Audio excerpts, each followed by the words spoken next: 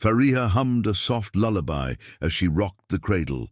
The harem nursery buzzed with the cries and coos of infants, a symphony of tiny voices echoing through the arched halls. Sunlight streamed through the latticed windows, illuminating the colorful toys scattered across the plush carpets. Fariha's hands, though empty of a child of her own, were never still.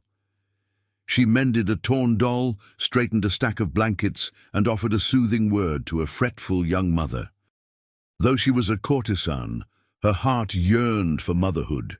Yet fate had been unkind. She could not bear children, a fact whispered among the other women, a mark of shame in the bustling harem.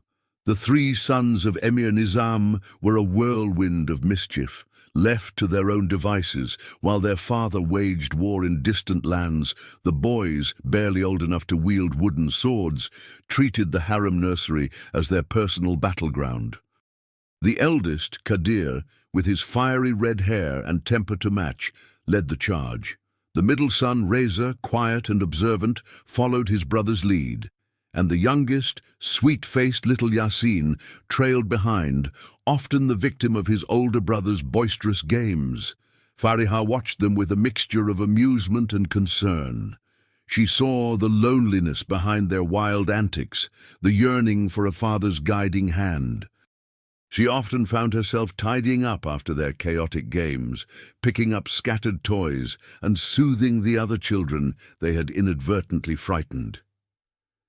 "Little lions," she would murmur, shaking her head but smiling gently. "One day you will be great warriors, but even warriors must learn kindness." That afternoon the nursery was unusually quiet.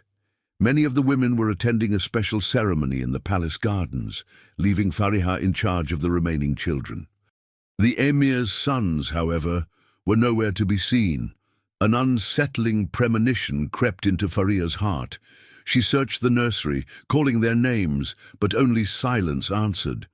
Suddenly, a plume of smoke billowed from behind a tapestry. The acrid smell of burning fabric filled the air. Fariha's heart lurched. She ripped aside the tapestry to reveal a horrifying sight. The storage room, filled with flammable oils and cloths, was ablaze. And trapped within, huddled together in fear, were the emir's 3 sons. Kadir, clutching a smouldering piece of cloth, stared wide-eyed at the flames. Reza and Yasin coughed, their faces streaked with soot. Without hesitation, Fariha plunged into the smoke-filled room. The heat seared her lungs, and flames licked at her clothes. She scooped up Yasin, shielding him with her body. "Kadir, Reza!" she choked out, her voice hoarse. "Follow me!" She pushed through the flames, her arms burning, her eyes stinging. She led the terrified boys out of the inferno and into the relative safety of the nursery. As she collapsed onto the floor, coughing and gasping for air, she saw the flames engulfing the storage room, turning the colorful cradle into a charred skeleton. The nursery, once a haven of laughter and life, was now filled with smoke and the smell of destruction. The acrid smell of smoke clung to the air. Fariha lay on the floor of the ravaged nursery, her arms throbbing with pain. Yasin, the youngest of the emir's sons, clung to her, his small body trembling. Kadir and Reza stood nearby, their faces pale with shock. The fire had been extinguished by the palace guards, but the nursery was a scene of devastation. Charred wood and blackened tapestries littered the floor. The sweet scent of baby powder was replaced by the bitter stench of ash. Suddenly, a hush fell over the room. A tall, imposing figure strode through the smoke-filled doorway. It was Emir Nizam, returned from the battlefield, his face grim and his eyes like burning coals. He had arrived to find his palace in chaos, his sons near death. His gaze swept across the room, taking in the destruction. He saw his sons, unharmed but shaken, and then his eyes landed on Fariha. She sat up, her head bowed, her burned arms cradled in her lap. She expected anger, perhaps even punishment. After all, the fire had started under her watch, But Nizam's expression was not one of fury. It was something else, a flicker of respect, perhaps, mixed with a touch of awe. He knelt beside her. "You saved them," he said, his voice rough but gentle. Fariha nodded, unable to speak. The pain in her arms was intense, but a deeper ache resonated within her heart. She had risked her life for these children, children who were not her own, children she had been entrusted to protect. Nizam examined her burns. "You are hurt," he stated, his brow furrowed with concern. "It is nothing, Your Highness," Fariha whispered, her voice raspy from the smoke. "The boys are safe. That is all that matters." At that moment, Harem overseer Gulnar pushed her way through the crowd of onlookers. Her face was contorted with a mixture of anger and disdain. "Your Highness," she hissed, "this woman is responsible for this disaster. She is careless, incompetent. She brings bad luck wherever she goes. It is a miracle your sons survived." Nizam's gaze shifted to Gulnar, his eyes hardening. "Silence," he commanded, his voice sharp as a blade. "This woman risked her life to save my sons. While others stood by, she acted. She is a hero, not a villain." Gulnar recoiled, her lips pressed into a thin line. She glared at Fariha, her eyes filled with venomous hatred. Nizam turned back to Fariha. "From this day forward," he declared, his voice ringing with authority, "you will be the personal tutor to my sons. You will teach them, guide them, and protect them. You have proven yourself worthy of this trust." Fariha's eyes widened in disbelief. Tutor to the Emir's sons. It was an honor beyond her wildest dreams. But it was also a challenge, a responsibility she felt ill-equipped to handle. Yet looking into Nizam's determined eyes, she knew she could not refuse. "I will serve you faithfully, Your Highness," she said, her voice filled with newfound resolve. As Nizam helped her to her feet, she could feel Gulnar's burning gaze on her back, a silent promise of future battles to come. The journey ahead would be difficult, but Fariha knew deep in her heart that she would face it with courage, for the sake of the 3 little boys who now looked to her with a mixture of awe and hesitant trust. Fariha's days began before sunrise. She would rise, wash and dress in simple, unadorned robes before making her way to the prince's chambers. The boys, accustomed to a life of unchecked freedom, were initially resistant to her authority. Kadir, the eldest, would openly mock her lessons, rolling his eyes and making faces. Reza, the middle son, remained stubbornly silent, refusing to participate. Only Yasin, the youngest, showed any interest, his large brown eyes following her every move. Gulnar, the harem overseer, made no secret of her displeasure at Fariha's new position. She would sneer at Fariha in the hallways, muttering under her breath about barren women and bad omens. The other concubines, eager to curry favor with Gulnar, quickly followed suit. Whispers followed Fariha wherever she went. "She cannot even bear a child, yet she presumes to teach the Emir's sons. She is cursed. She brings misfortune." The words stung, reminding Fariha of her perceived inadequacy. Fariha tried to ignore the whispers, focusing all her energy on the princes. She began by introducing simple lessons, using games and stories to capture their attention. She taught them the alphabet, using brightly colored blocks carved with letters. She told them tales of brave warriors and wise rulers, hoping to instill in them a sense of honor and duty. But her efforts were often met with resistance. Kadir would disrupt the lessons, throwing the blocks across the room and making loud, disruptive noises. Reza would simply sit and stare, his face impassive. One afternoon, Fariha found the boys tormenting a small, injured bird they had found in the gardens. Kadir held the bird by its wing, laughing as it struggled to escape. Fariha intervened, gently taking the bird from Kadir's grasp. "This creature is hurt," she said softly, examining the bird's broken wing. "We must care for it, not harm it." She showed the boys how to splint the wing with small twigs and cloth, explaining the importance of compassion and kindness. For the first time, Reza showed a flicker of interest, his eyes fixed on Fariha's gentle hands as she tended to the injured bird. Even Kadir seemed subdued, watching his tutor with a newfound curiosity.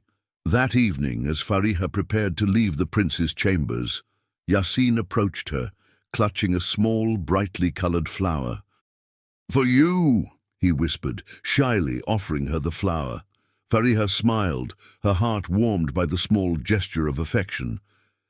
"Thank you, Yasin," she said, accepting the flower. It was a small victory, a tiny seed of hope planted in the barren soil of the harem. But as she walked away, she could still hear Gulnar's venomous whispers echoing in the hallway, a constant reminder of the challenges that lay ahead. Fariha discovered a hidden garden within the palace walls. It was a small, secluded space, overgrown with fragrant jasmine and climbing roses. A forgotten fountain stood in the center, its waters still and silent. She would steal away to this secret sanctuary whenever she could, seeking solace from the constant whispers and disapproving glances of the harem. Here, surrounded by the sweet perfume of flowers, she could almost forget the weight of her barrenness, the constant reminder of her perceived inadequacy. One afternoon, as she sat by the fountain, lost in thought, she heard the sound of footsteps approaching. She looked up, startled to see Emir Nizam standing at the entrance to the garden. He was dressed in simple robes, his face free from the usual stern mask he wore in public. He looked tired, the lines around his eyes etched deeper than usual. "I did not mean to intrude," he said, his voice soft, almost hesitant. "Your Highness," Fariha said, rising to her feet, her heart pounding in her chest. "This garden is for everyone. You are welcome here." Nizam stepped into the garden, his gaze sweeping over the overgrown flowers and the silent fountain. "It is peaceful here," he remarked, his voice quiet. "Yes, Your Highness," Fariha agreed. "It is a place where one can find a moment of respite from the noise of the world." Nizam turned to her, his eyes searching her face. "You are different, Fariha," he said, his voice low. "You do not seek favor or attention. You simply are." Fariha blushed, surprised by his words. She had never thought of herself as being different, but perhaps he was right. She did not crave the emir's attention, like the other women in the harem. She simply wanted to fulfill her duties, to care for his sons, to find a purpose in her life. They spoke for a while longer, discussing the boys' progress, the challenges of their education, the difficulties of ruling a kingdom. Fariha found herself speaking freely with Nizam, sharing her thoughts and ideas without fear of judgment. He listened intently, his eyes never leaving her face. It was a simple conversation, a stolen moment of connection in a world filled with suspicion and intrigue. As the sun began to set, casting long shadows across the garden, Nizam prepared to leave. He paused at the entrance, turning back to Fariha. "Thank you," he said, his voice sincere, "for everything." Fariha bowed her head, her heart filled with a strange mixture of gratitude and longing. She knew these stolen moments were precious, a fleeting respite from the harsh realities of her life, but she also knew that they were dangerous, a spark that could ignite a fire she was not sure she was ready to face. As she watched Nizam disappear down the palace corridor, she clutched the small, withered flower Yasin had given her, a reminder of the innocent love she was striving to protect. The path ahead was uncertain, but she would continue to walk it with courage and determination, guided by the faint glimmer of hope that flickered within her heart. Fariha introduced a new way of learning. Instead of dry recitations and endless copying, she brought in brightly colored maps and told stories of faraway lands. She used games to teach arithmetic, rewarding the boys with small hand-carved toys for correct answers. She even encouraged them to write their own stories, filling scrolls with tales of daring adventures and mythical creatures. Kadir, initially the most resistant, slowly began to show interest. He was fascinated by the maps, tracing his fingers over the intricate lines and asking endless questions about the different cultures and customs. Reza, the quiet observer, started to participate in the games, his competitive spirit emerging as he strived to outdo his brothers. Even Yasin, the youngest, began to contribute, his small voice filled with newfound confidence as he recited poems and told stories of his own. One afternoon, Gulnar stormed into the prince's study, her face contorted with rage. She accused the boys of stealing sweets from the kitchen, a crime they vehemently denied. Gulnar, refusing to listen to their protests, ordered them to be whipped. Fariha stepped forward, her voice calm but firm. "Your Highness," she addressed Gulnar, "I believe there has been a misunderstanding. I saw the kitchen maids giving the boys the sweets as a reward for their good behavior." Gulnar's eyes narrowed. "Do not interfere," she hissed. "This is none of your concern." "The well-being of the princes is my concern," Fariha replied, her voice unwavering. "I will not stand by and watch them be punished unjustly." Nizam, who had entered the room unnoticed, overheard the exchange. He stepped forward, his gaze settling on Gulnar. "Is this true, Gulnar?" he asked, his voice low and dangerous. Gulnar stammered, her face paling. Your Highness," she stuttered. I thought—" "You thought wrong," Nizam interrupted, his voice sharp as a blade. "Fariha is right. The boys did nothing wrong." He turned to his sons, his expression softening. "You may go," he said, "and thank Fariha for defending you." The boys, their eyes wide with surprise, mumbled their thanks to Fariha before scurrying out of the room. Nizam then turned his attention back to Gulnar, his gaze cold and unforgiving. "Do not mistake Fariha's kindness for weakness," he warned. "She has my full support. Undermine her again, and you will face my wrath." As Gulnar backed away, her face a mask of humiliation, Fariha felt a surge of gratitude towards Nizam. His words were a powerful affirmation of her position, a shield against Gulnar's venomous attacks. Later that day, Kadir approached Fariha, his face unusually serious. "Thank you," he said, his voice barely above a whisper, "for believing us." Fariha smiled, placing a hand on his shoulder. "I always believe in you, Kadir," she said softly. "All of you." In that moment, a bond of mutual respect was forged, a seed planted that would blossom into something far deeper and more meaningful than Fariha could have ever imagined. The boys, for the first time, saw her not as a mere tutor, but as a protector, an advocate, someone they could trust. And in their eyes, Fariha saw not just unruly princes, but the potential for great leaders, guided by compassion and wisdom. Gulnar watched Fariha's growing influence over the princes with simmering resentment. She saw the boys' newfound respect for their tutor, their increasing eagerness to learn, and it fueled her hatred. She could not bear the thought of a barren woman, a woman she considered beneath her, gaining such power within the harem. Gulnar decided it was time to act, to strike a venomous blow that would shatter Fariha's fragile hold on the prince's affections. She began by spreading rumors, whispering lies to the other concubines, poisoning their minds against Fariha. "She bewitches the boys with her strange stories," she would hiss, her voice laced with malice. "She fills their heads with foolish notions of kindness and compassion. She is turning them soft, making them unfit to be warriors." The other women, eager to please the harem overseer, quickly adopted Gulnar's venomous perspective.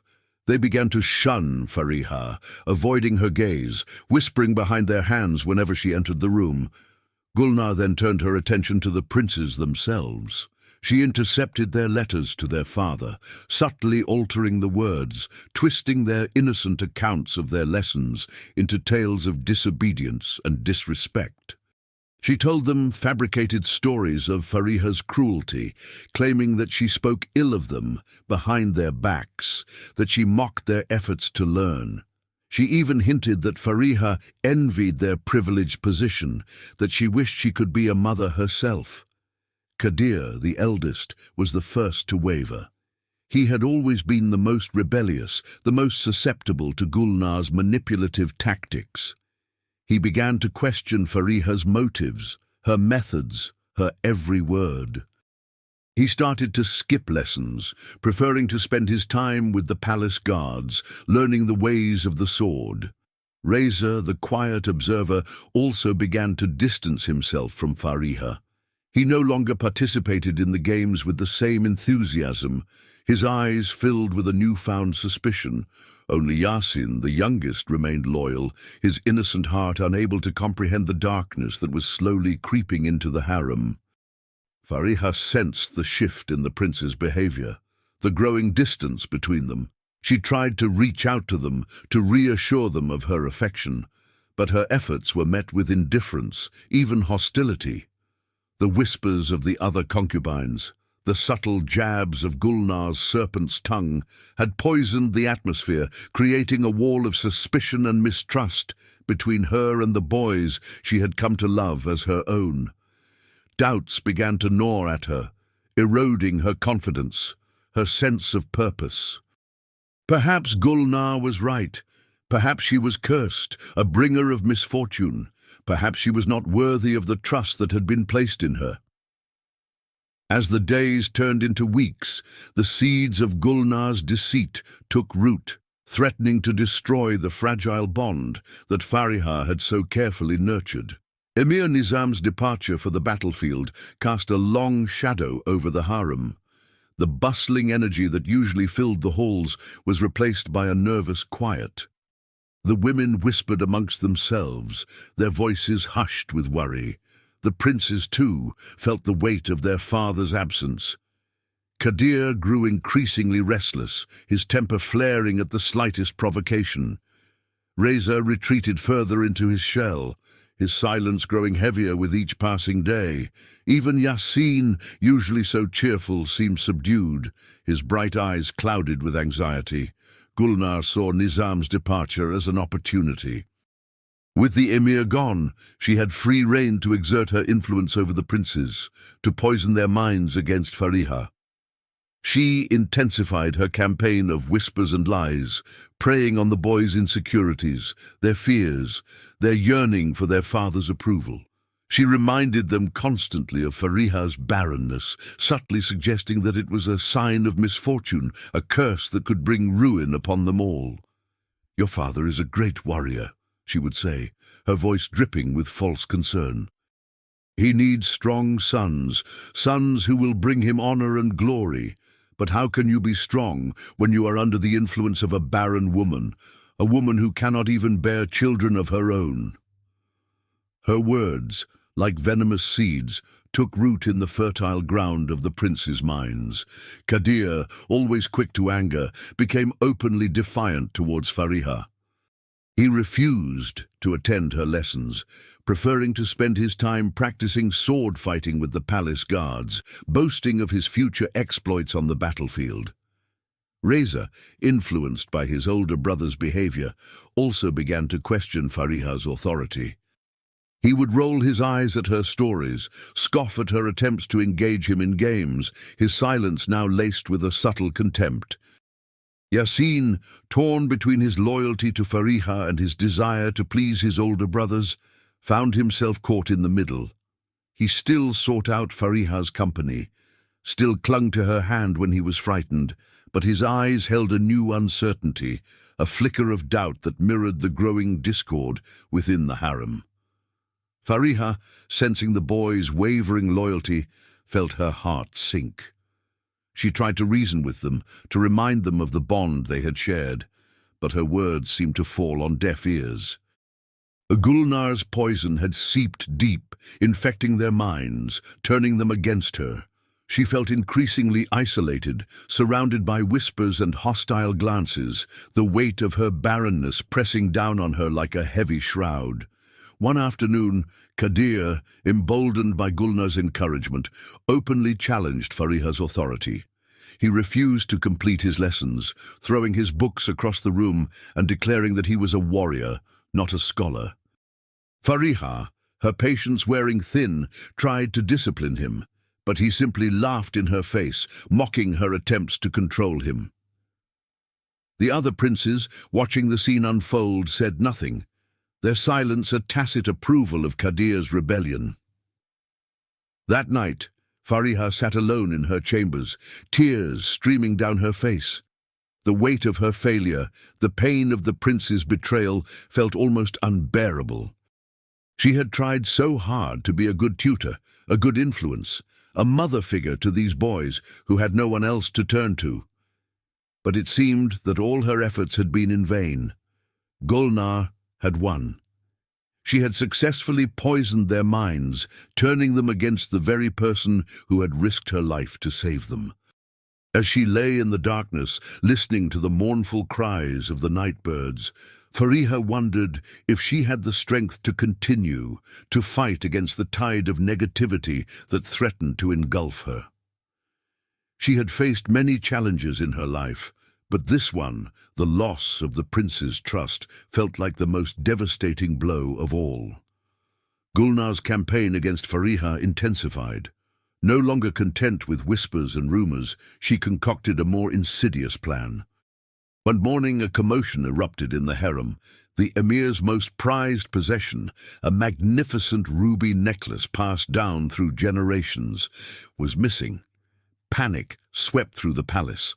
Guards searched every room, every corner, but the necklace was nowhere to be found. Gulnar, feigning shock and concern, seized the opportunity. She pointed a finger at Fariha, accusing her of stealing the necklace. "She is the only one who has access to the prince's chambers," she declared, her voice ringing with false conviction. "She is jealous of their wealth, their privilege. She wanted something for herself." The other concubines, already swayed by Gulnar's earlier whispers, readily accepted her accusation. They murmured amongst themselves, their eyes filled with suspicion and disdain. Even the palace guards seemed to believe Gulnar's lies, their gazes lingering on Fariha with a mixture of pity and contempt. Fariha was stunned. She had never even seen the necklace, let alone touched it. She tried to defend herself, to proclaim her innocence, but her words were drowned out by the chorus of accusations. Gulnar, basking in her triumph, watched with a smug smile as Fariha was led away to a small, isolated chamber, stripped of her duties and confined under guard.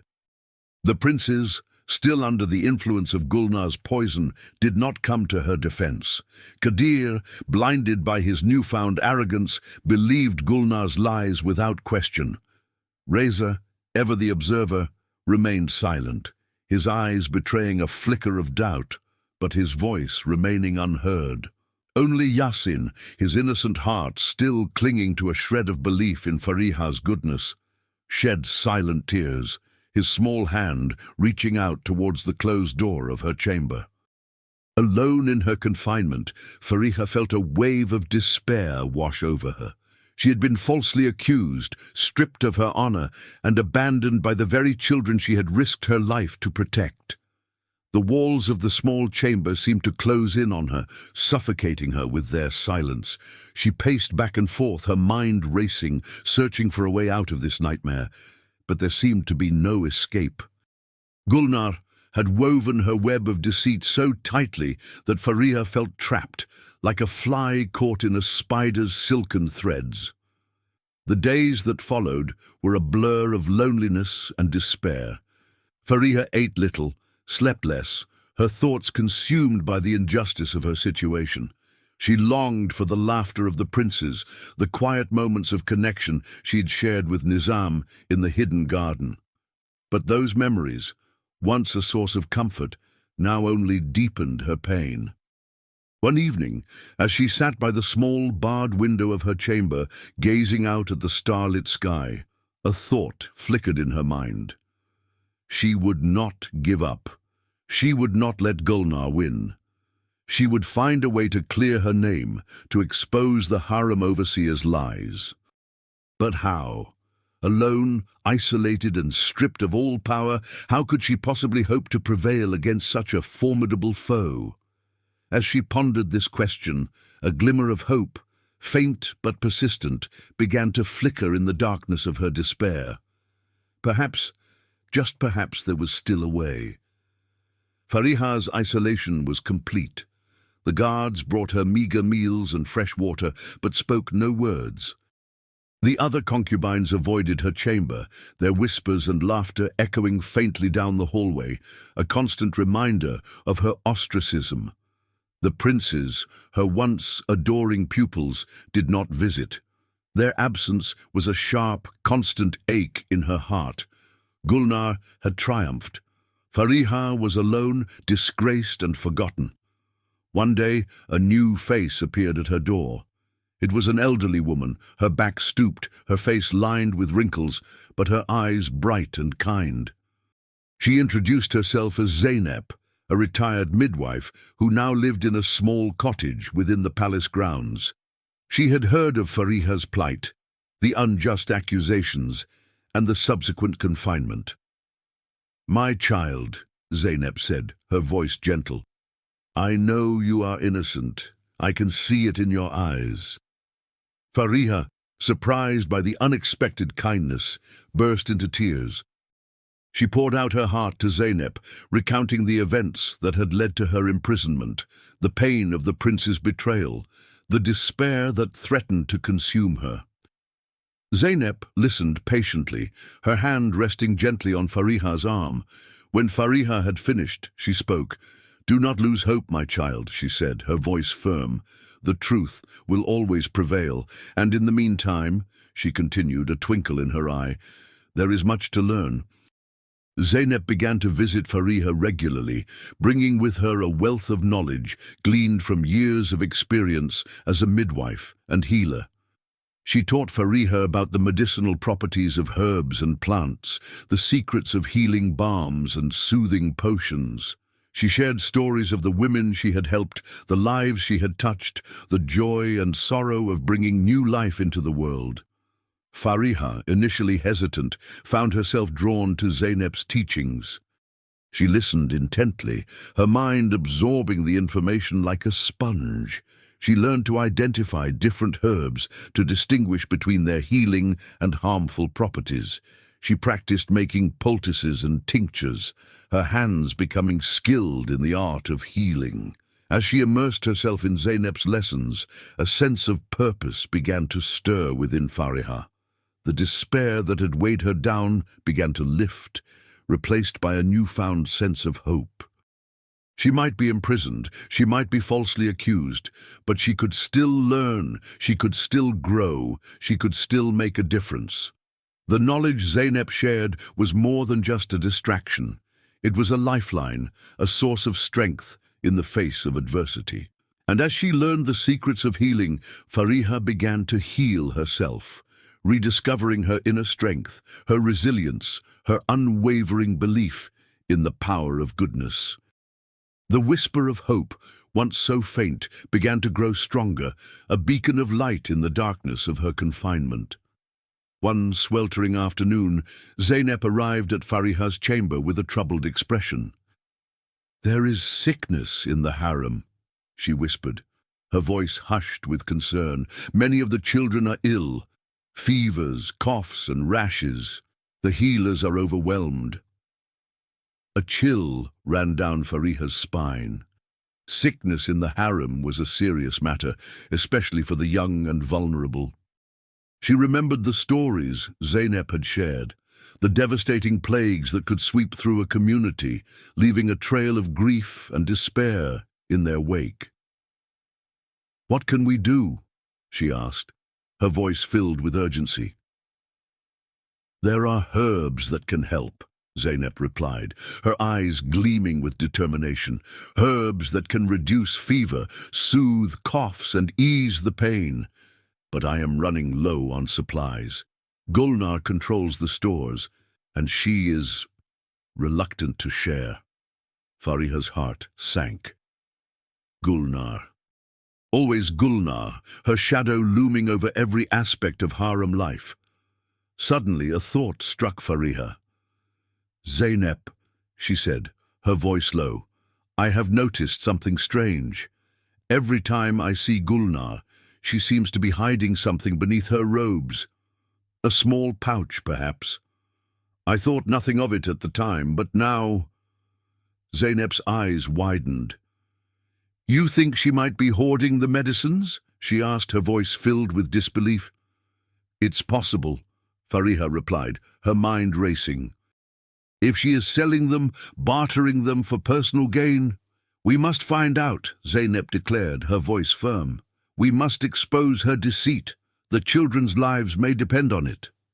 That night Fariha lay awake, her mind consumed by thoughts of Gulnar's possible treachery. She remembered the whispers, the rumors of Gulnar's greed, her ruthlessness. It was not beyond the realm of possibility that she would hoard vital medicines, prioritizing her own selfish desires over the well-being of the harem's children. The next day, Fariha devised a plan. She asked Zeynep to create a diversion, drawing Gulnar away from her chambers on a fabricated errand. While Gulnar was occupied, Fariha, with the help of a sympathetic guard who believed in her innocence, slipped into Gulnar's chambers. Her heart pounded in her chest as she searched the room, her eyes scanning every nook and cranny. Finally, beneath a loose floorboard, she found it, a small leather pouch. Inside, nestled amongst fragrant herbs and spices, were several vials filled with precious medicines, the very medicines Zeynep desperately needed to treat the sick children. Fariha's hands trembled as she clutched the pouch.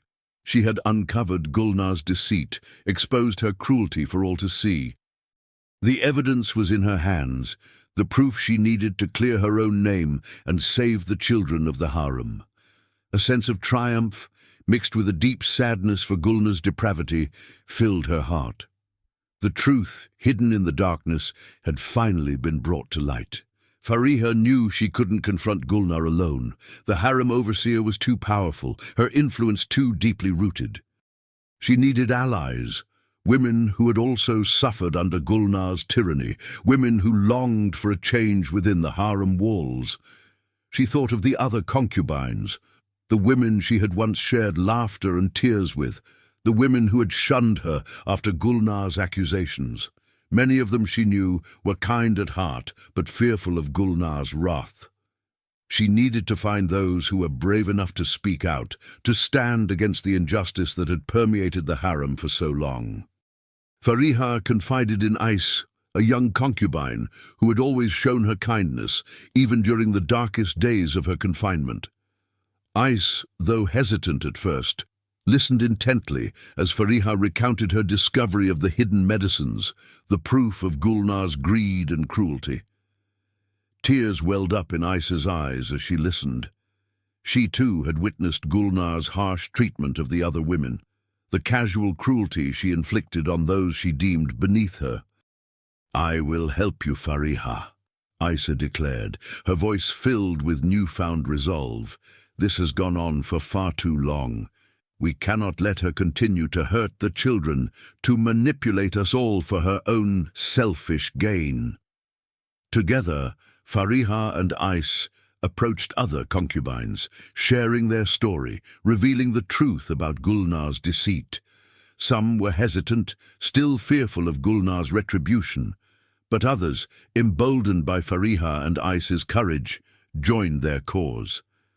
They had all suffered in silence, bearing the brunt of Gulnar's tyranny, yearning for a change they had never dared to hope for. Now, with the evidence of Gulnar's wrongdoing in their hands, they found the strength to speak out, to unite against their common oppressor. Among those who joined Fariha's cause was Layla, a respected elder concubine known for her wisdom and compassion. Layla had witnessed firsthand the devastating effects of Gulnar's cruelty, the fear and mistrust she had sown within the harem. She saw in Fariha a beacon of hope, a chance to restore balance and harmony to their fractured community. "We are stronger together," Layla declared, her voice ringing with conviction. "Gulnar has ruled through fear for too long. It is time we showed her that we will no longer be silenced." With Layla's guidance, Fariha and her growing band of allies began to gather evidence, documenting Gulnar's misdeeds, collecting testimonies from the women who had suffered under her rule. They worked in secret, whispering in hushed tones, their movements swift and silent, like shadows moving in the night. The tide was beginning to turn. The whispers of dissent, once scattered and suppressed, were now coalescing into a powerful force, a wave of resistance that threatened to wash away Gulnar's reign of terror. The harem, once a place of fear and division, was slowly transforming into a haven of solidarity, united by a common purpose, to expose the truth and reclaim their freedom. The shadow of sickness fell upon the harem. It began subtly, with a few children complaining of headaches and fatigue. Then the fevers started, burning hot and relentless. Coughs rattled through the nursery, followed by rashes that blossomed across delicate skin. Fear, like a contagious disease, spread through the opulent halls.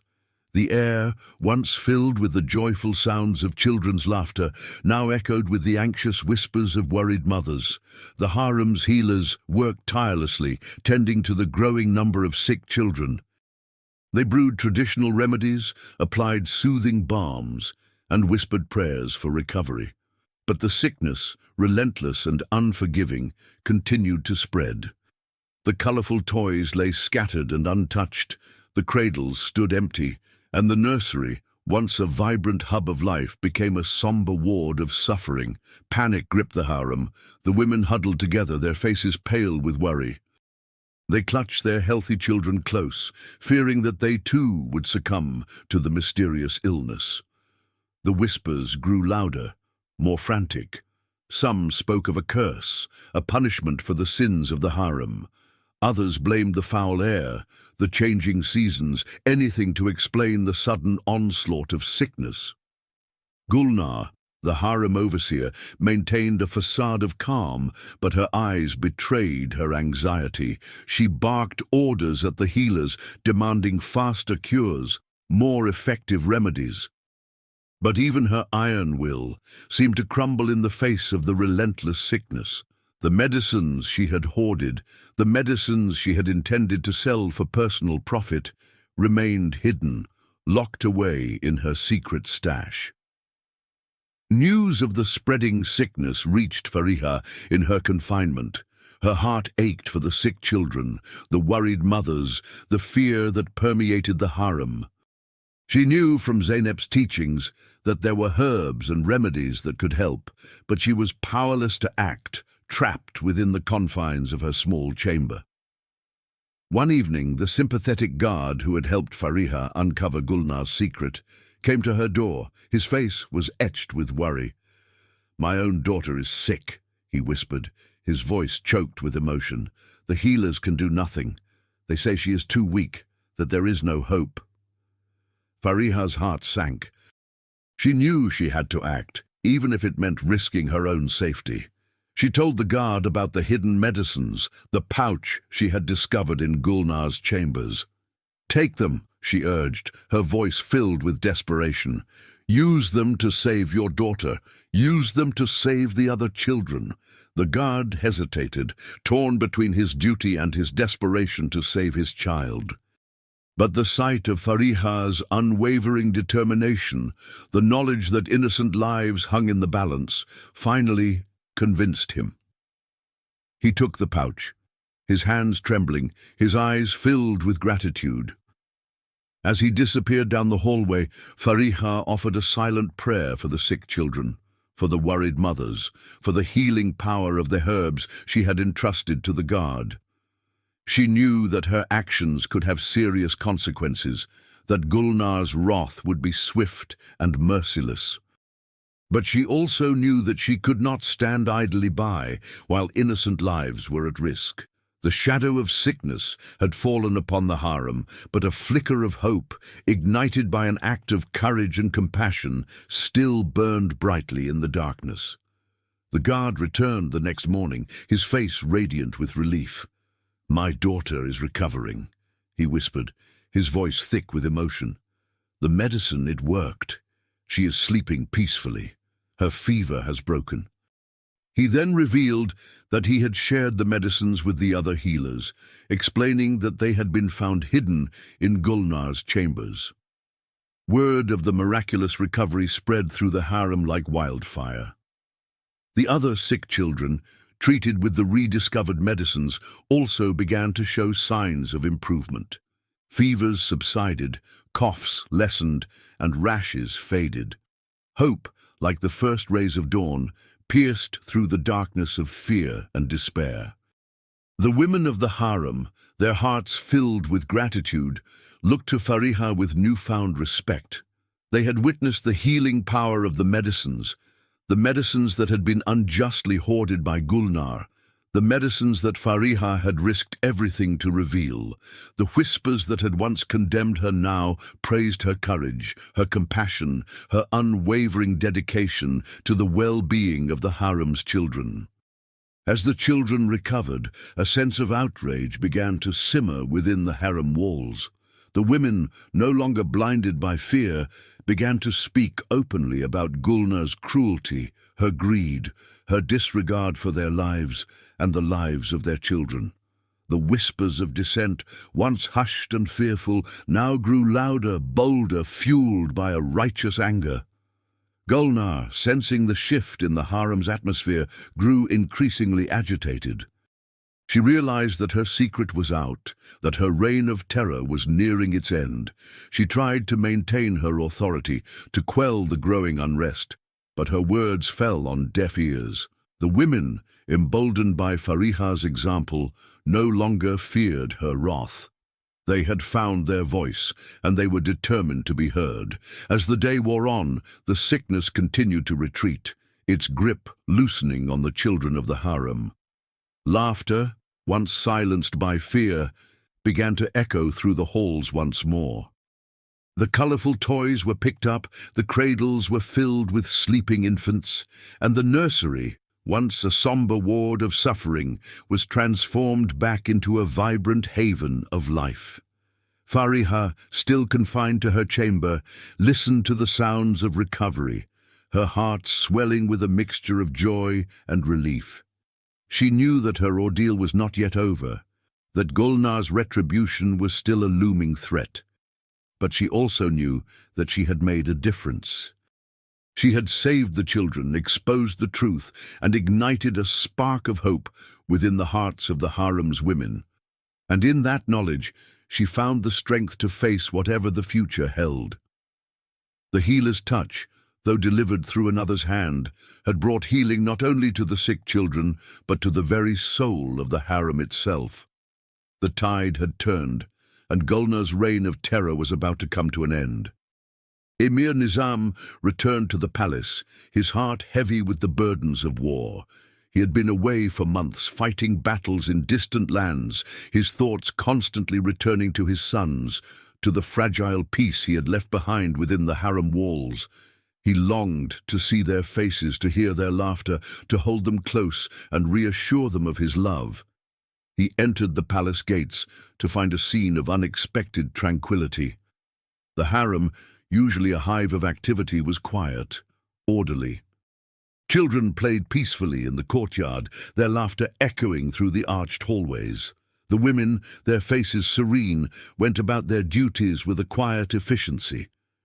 There was a sense of harmony, a calmness that Nizam had never witnessed before. He made his way to the nursery, eager to see his sons. He found them sitting with Fariha, listening intently as she read from a scroll, their faces illuminated by the soft glow of the afternoon sun. They looked healthy, happy, their eyes bright with intelligence and curiosity. A wave of relief washed over Nizam. His sons were safe, well cared for, thriving under Fariha's gentle guidance. As he approached, Fariha rose to greet him, her head bowed respectfully. He noticed the faint scars on her arms, a stark reminder of her bravery, her selfless act of saving his sons from the fire. He also noticed something else, a newfound strength in her eyes, a quiet confidence that had not been there before. Before Nizam could speak, a commotion erupted at the entrance to the nursery. Gulnar, her face pale and contorted with rage, burst into the room. "Your Highness," she shrieked, her voice laced with desperation. "This woman, this impostor, she has deceived you. She has poisoned the minds of your sons against me." Nizam's gaze hardened. "Explain yourself, Gulnar," he commanded, his voice cold and unforgiving. Gulnar, fueled by panic, launched into a tirade of accusations, repeating the same lies she had whispered to the princes, the same lies she had used to poison the atmosphere of the harem. She accused Fariha of stealing, of treachery, of plotting against him and his sons. But her words fell on deaf ears. The other concubines, led by Ais and Layla, stepped forward, their voices clear and unwavering. They recounted the events of the past weeks, the spreading sickness, the hidden medicines, the truth about Gulnar's greed and cruelty. They presented the evidence they had gathered, the testimonies they had collected, the irrefutable proof of Gulnar's deceit. Nizam listened intently, his eyes fixed on Gulnar's increasingly desperate face. He had trusted her, relied on her to maintain order within the harem, but he now saw her for who she truly was, a manipulative, selfish woman who had abused her power, endangering the lives of his sons and the well-being of his household. He turned to Fariha, his eyes filled with a mixture of gratitude and regret. "Forgive me, Fariha," he said, his voice filled with remorse. "I should have trusted you. I should have seen through Gulnar's lies." Fariha simply nodded, her heart too full for words. The truth had finally been revealed. Justice was about to be served. Nizam turned back to Gulnar, his voice ringing with authority. "You are banished from this palace," he declared, his words echoing through the nursery. "You will be escorted from the kingdom at once and never allowed to return." Gulnar, her face a mask of defeat, offered no resistance.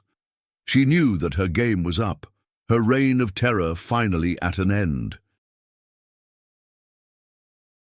As the guards led her away, the harem erupted in cheers. The women embraced each other, their faces radiant with relief. The shadow of Gulnar's tyranny had finally been lifted, replaced by the bright light of truth and justice. The harem, cleansed of its darkness, was ready to begin anew, guided by the wisdom and compassion of the woman who had risked everything to save them all. The following day, Emir Nizam summoned everyone to the grand courtyard. The sun shone brightly, illuminating the colorful mosaics and the sparkling fountain. The harem women, the palace guards, and even the kitchen staff gathered, their faces a mixture of curiosity and anticipation. Nizam stood on a raised dais, his 3 sons beside him. He looked out at the assembled crowd, his gaze settling on Fariha, who stood quietly among the other women. "I have called you here today," Nizam began, his voice ringing with authority, "to acknowledge the bravery and wisdom of a woman who has proven herself worthy of our deepest respect." He gestured towards Fariha. "Fariha," he continued, "risked her life to save my sons from a fire. She has nurtured their minds and hearts, guiding them with patience and kindness. And most recently," he added, his voice filled with gratitude, "she uncovered a plot that threatened the lives of our children, a plot orchestrated by the very person we entrusted with their care." A murmur of agreement rippled through the crowd. The women, remembering the fear and uncertainty of the recent sickness, nodded their heads in approval. The guards who had witnessed Fariha's courage and integrity shifted their weight in respect. Nizam stepped down from the dais and approached Fariha. He took her hand, raising it for all to see. "Fariha," he declared, his voice filled with emotion, "you are a true hero. You have shown us the meaning of courage, compassion, and unwavering loyalty. You have proven that true worth lies not in the ability to bear children, but in the ability to nurture and protect, to guide and inspire." He turned to his sons. "My sons," he said, his voice softening, "you have been blessed with a remarkable teacher, a true guardian, a woman who loves you as if you were her own. Cherish her wisdom, learn from her example, and always remember the sacrifices she has made for your well-being." Kadir, Reza, and Yasin stepped forward, their eyes shining with gratitude and affection. They bowed their heads before Fariha, their earlier doubts and resentments washed away by the revelation of Gulnar's deceit and the recognition of Fariha's unwavering love. Nizam then addressed the assembled crowd. "From this day forward," he proclaimed, his voice ringing with finality, "Fariha will be the permanent guardian of my sons. She will have my full support, my complete trust, and the respect and gratitude of this entire household." A cheer erupted from the crowd, a wave of joyful sound that echoed through the courtyard. Fariha, her heart overflowing with emotion, looked out at the smiling faces, the women who had once shunned her now embracing her as a sister, a friend, a leader. She had faced hardship and injustice, betrayal and despair, but she had emerged stronger, wiser, her spirit unbroken. She had found her purpose, not in the traditional role of motherhood, but in the nurturing of young minds, the shaping of future leaders, the creation of a more just and compassionate world within the harem walls. And as she stood there, basking in the warmth of Nizam's praise and the love of his sons, she knew that her journey, though challenging, had led her to a place of profound fulfillment, a place where she could finally call home. Years passed. The seasons changed, painting the palace gardens in a kaleidoscope of colors. The emir's sons grew taller, stronger, their boyish features maturing into the strong lines of young men. Under Fariha's guidance, they blossomed into intelligent, compassionate leaders, their hearts filled with wisdom and their minds sharpened by knowledge. Kadir, once impulsive and rebellious, learned to temper his fiery spirit with patience and understanding. Reza, the quiet observer, found his voice, becoming a thoughtful and articulate advocate for justice. And Yasin, the youngest, blossomed into a kind and gentle soul, his heart filled with empathy for all. Fariha, though she never bore children of her own, became the heart of the emir's household. She was a constant presence in the princes' lives, guiding their studies, offering counsel, and providing unwavering support. She was their confidant, their advisor, their beloved mother in all but blood. The other women in the harem, once envious of her position, now looked to her with respect and admiration.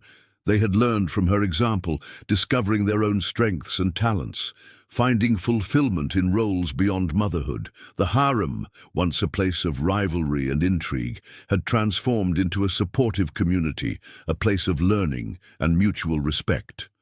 Nizam watched Fariha's influence with growing admiration. He saw the profound impact she had on his sons, the way she shaped their character, instilled in them a sense of duty and compassion.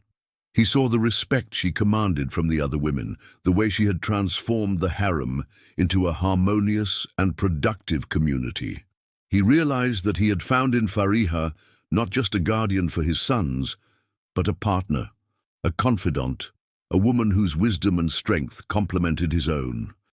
One evening, as they sat together in the hidden garden, surrounded by the fragrant jasmine and the soft murmur of the fountain, Nizam took Fariha's hand. "Fariha," he said, his voice low and sincere, "you have given my sons a gift more precious than any earthly possession. You have given them the gift of love, of guidance, of a strong and unwavering moral compass. You have given me the gift of peace, of knowing that my sons are in the best possible hands." He paused, his gaze searching her face. "I know you have suffered much," he continued, his voice filled with tenderness. "You have been unjustly accused, ostracized, and denied the joys of motherhood. But you have never wavered in your kindness, your compassion, your unwavering belief in the power of goodness." He took a deep breath. "Fariha," he said, his voice trembling slightly, "will you do me the honor of becoming my wife?" Fariha's eyes widened in surprise. She had never dared to dream of such a possibility. She had accepted her fate, her inability to bear children, her place within the harem. But now Nizam was offering her something more, something far beyond her wildest imaginings. She looked into his eyes, saw the sincerity of his affection, the depth of his respect. "Yes, Your Highness," she whispered, her voice choked with emotion. "I will be honored to be your wife." Their wedding was a joyous celebration, a testament to the transformative power of love and respect. The harem women, dressed in their finest robes, showered the couple with blessings. The princes, their faces beaming with pride, stood by their father's side, their hearts filled with love for the woman who had become their mother in all but blood. Fariha, as the emir's wife, continued to guide and nurture the princes, shaping them into the wise and compassionate leaders they were destined to become. She never bore children of her own, but she became a mother to many, a symbol of hope and resilience for all the women in the harem. And as the years passed, the story of Fariha, the barren courtesan who became the best mother to the emir's heirs, was told and retold, a timeless tale of love, compassion, and the enduring power of the human spirit.